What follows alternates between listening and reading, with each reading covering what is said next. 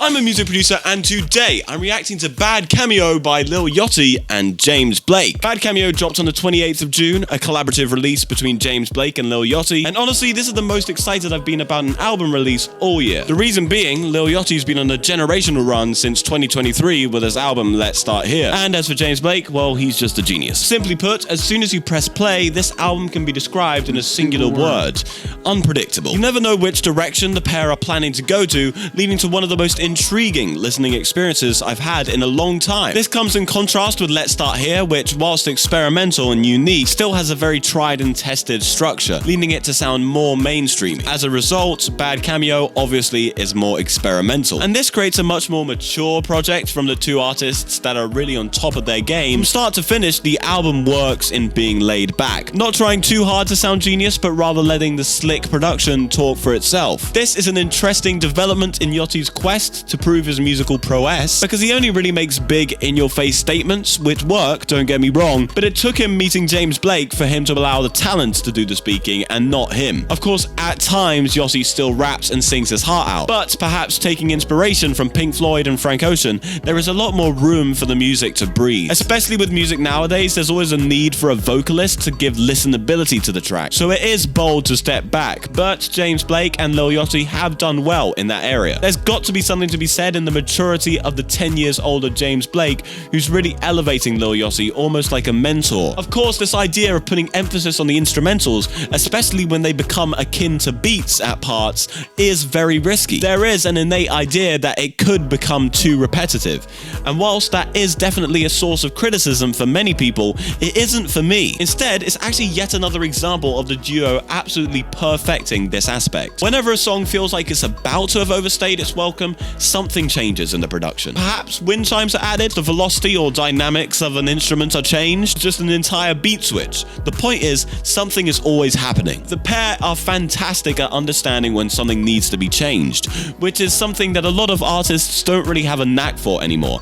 especially in this new hip-hop era. In fact, the last time I saw a rapper intuitively knowing how to keep up the energy with an incredible precision was Jid on the Forever Story, and that was a home run of an album. But let's talk about what everyone thought would be the biggest downside of the album when it was announced.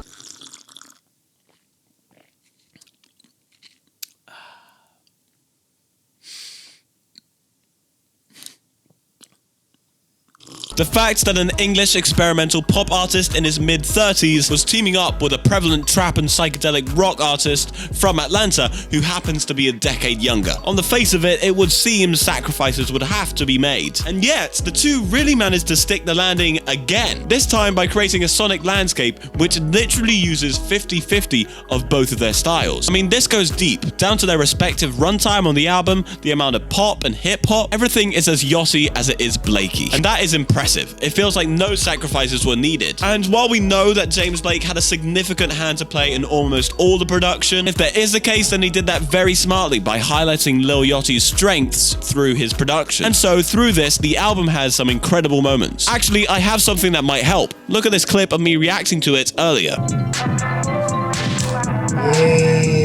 What the fuck? It's not normal. Every single fucking time, the music is on the precipice. Is that the word? I think that is the word. I've woken up. I was asleep beforehand. I was snoozing, fam. I was tired, fam. I haven't had much sleeping. This shit woke me up. It transported me to the fucking world that I live in. Don't show this to any zombies, bruv. Okay, so maybe not that helpful, but my point is that this album feels like a love letter to music, and that's great. Realistically, my only real problem is just how laid back this album is. Whilst Bad Cameo is obviously very smart and experimental, I do miss the head-thrashing moments of Let's Start Here, and I wouldn't be opposed to a few climactic rock songs at all. But instead, we get 10 great but very chill songs in a row. Oh, also, as great as Lil Yachty is, the autotune just is very jarring at times. Even for me, and I love autotune. Now look, I get that's his style, but it just means that James Blake ends up melding a lot better with some of the instrumentals in the album, allowing him to often claim the jaw-droppingly beautiful moments just because Yachty's voice doesn't quite mix with the alternative style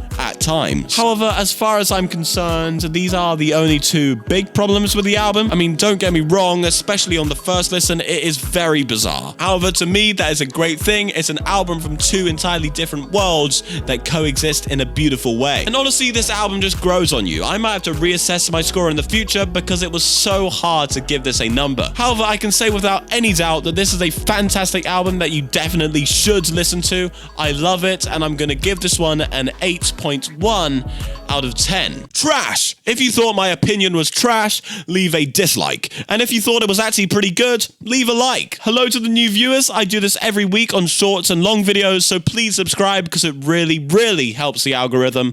I love you all, and I'll see you next week.